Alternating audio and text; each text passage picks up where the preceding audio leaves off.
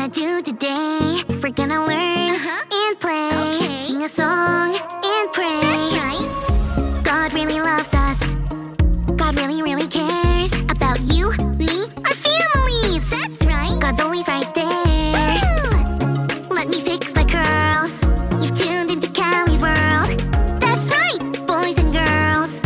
Welcome to Callie's world. Hey friends, I'm glad you're here.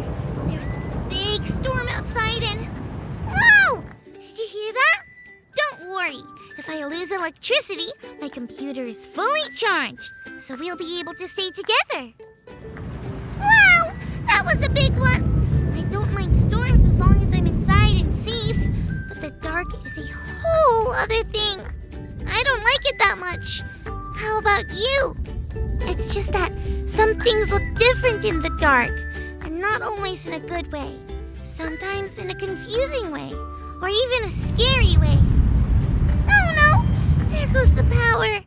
I thought that might happen, so I brought two things. My glow stick necklace, so that you can see me, and my flashlight. Let's make the best of this, okay, friends? Since it's dark, let's look at some things that are different in the dark. That over there! In the dark, it looks like a giant with moose antlers. What? But when I put the flashlight on it, it's just my coat rack. And that over there! It looks like a square-shaped blobby thing. But when I shine the light on it, it's my bed! Wowzers! I need to make my bed. I do wonder if my phone works. Yes, it does work.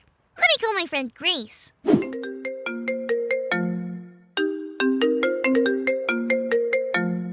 Hi, Callie. I just came over to see if you were okay. I know you don't like the dark that much. Thanks, Grace. That's really nice of you. Yeah, we were just talking about looking different in the dark than we do in the light. They sure do. And not just when you talk about real darkness, but also the darkness you feel. What do you mean? Well, my mom got really sick once. I wasn't sure if she was going to make it, and that felt really dark. I was scared and confused, just like you are sometimes in the real dark. Oh, I see what you mean. Yeah, feeling scared and confused does feel like a lot like darkness. I wonder. What? Well, I have a flashlight for when it's dark. But what about when things feel dark? Is there a flashlight for that? I don't know. How about we keep wondering while we check out today's Bible story? It's time for today's Bible story, and it comes from the book of Mark, chapter 14. Jesus and his friends were about to share an important meal together. Jesus had a plan for where to prepare the meal. Jesus told them to go into town. There, they would meet someone who would already have a place all ready for them. So, Jesus' friends went into the city, and everything happened just the way Jesus said it would. That evening, Jesus and his friends arrived for the feast.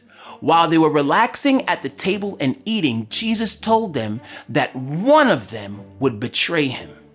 Betraying someone was very bad. It's like breaking a promise or turning your back on someone.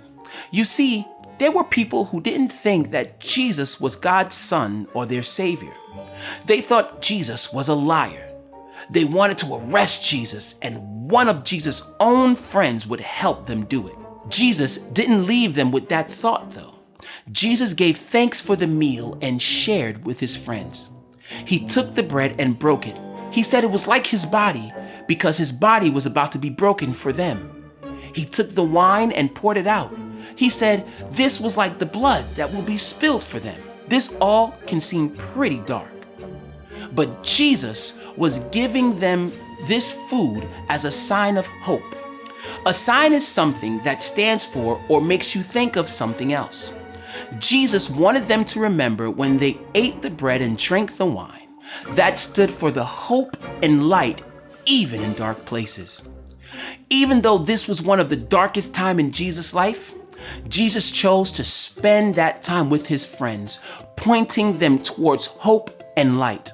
When the days up ahead look dark, Jesus can do that for us too. Because Jesus is the light in the darkness.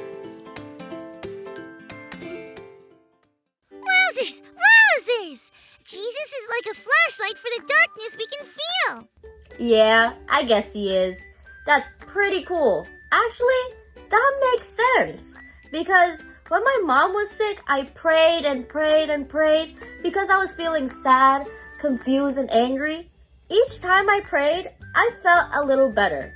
A little, well, lighter, I guess. So whenever something feels dark, confusing, scary, I can talk to Jesus and know that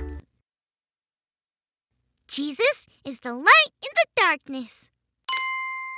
No way! That was too cool! See you soon, Grace. Bye! Thanks for learning and growing with me, friends.